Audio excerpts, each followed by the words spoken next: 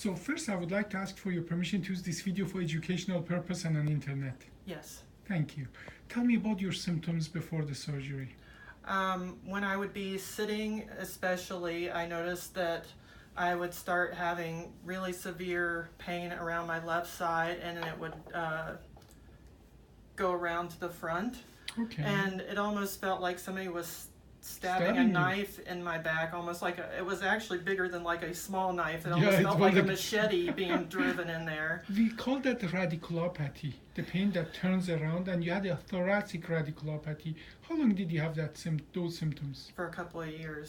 So in that time, for that pain, what did you do for that pain? I would just have, I got pain killers, and just I wouldn't be able to do a lot of stuff that I would normally do, and just wouldn't be able to sit for very long periods of time. So I missed a lot of stuff with my kids and stuff like that I wasn't able to do. Wasn't able to stand for long periods of time because it would start. Yeah, the entire hurting. life changes. The whole family's life changes. Quality of life is very poor. Yeah. Gets to be. We did lots of conservative therapy, and then we did a discogram, which is part of our protocol, and we found out finally what the problem was. Yes. And the surgery wasn't that long ago. When was the surgery? 5 weeks ago. 5 weeks ago. And we did the surgery, and I have the record of the surgery.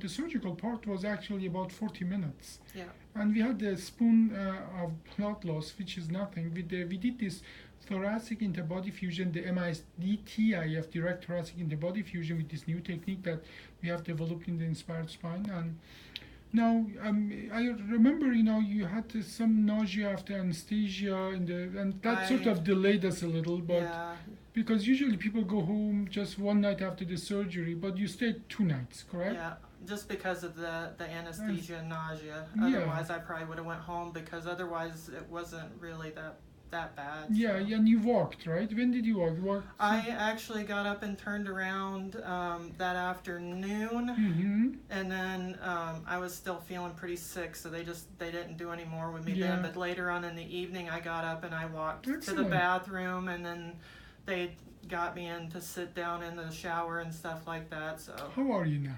Good.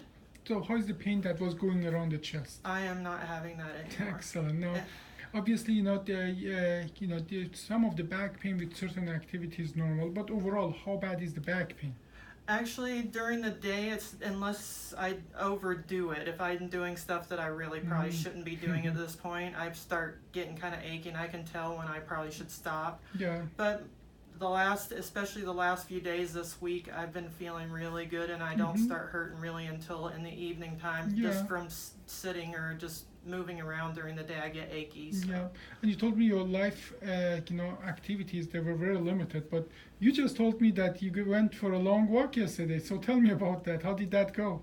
It went really well. I asked her if she was feeling all right a couple times because I was worried about it. How long of a walk was We it? went for just about a mile. Okay. Walking the dog. Okay. Well, do you think you're on the way back to basic daily activities? Oh, yeah, I think so, yeah. Excellent. So I'm just going to swing and look at the pictures with you, okay? Okay. We did this surgery through a small hole through the chest, and these are the upper screws that we are looking at right now. They're in perfect position. That the spacer that goes directly in, that's why we call it direct thoracic. And then these are the second screws that as well are in perfect position. Here we are looking at the side view. And there's something I have never ever seen, that it seems that the bone is actually growing in the front right here. That's fantastic.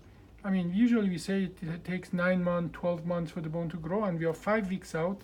Part of that is probably, even if it's growing, probably not very strong bone, but it's just the fact that it's growing, that makes me very happy. And here's the front view as well that we are looking at, that it seems that some activity is happening there already 5 weeks after the surgery. And here's the side view, and we are going to just rotate this around, and it shows us exactly how the hardware look like. These are your ribs, as you see here. This is the spacer. These are 2 screws on each side connected with a rod. So overall, how do you feel? Just 5 weeks after the surgery? I feel really good. Like I said, this past weekend, I stopped taking all my pain medicines and muscle relaxers and everything like that. So you're off the pain medication just within a month after the surgery. How long before the surgery were you taking pain medication? I was probably on pain medications for probably around 2 years. Yeah, 2 years, couple wow. years, yeah. 2 years on pain medication, we fixed the problem, and you are just 4 weeks after the surgery off the pain medication. This is a very good result, and that sort of put the burden on our side to take those kind of symptoms seriously and treat them. That is meaning that, it wasn't anything you were doing. It just, if it was, many times when things become difficult, we try just not to do the surgery. And this is a difficult surgery, old-fashioned way. Yeah. No. Yes, I think if I would have had to do it the old-fashioned way, I probably would not have had it done for another couple of years until it got so bad I just couldn't take it anymore. Yeah, I think it was getting bad enough from what I figured out. Yeah. Well, any comment, anything else, both of you would like to add? No? Thank you so much for the interview.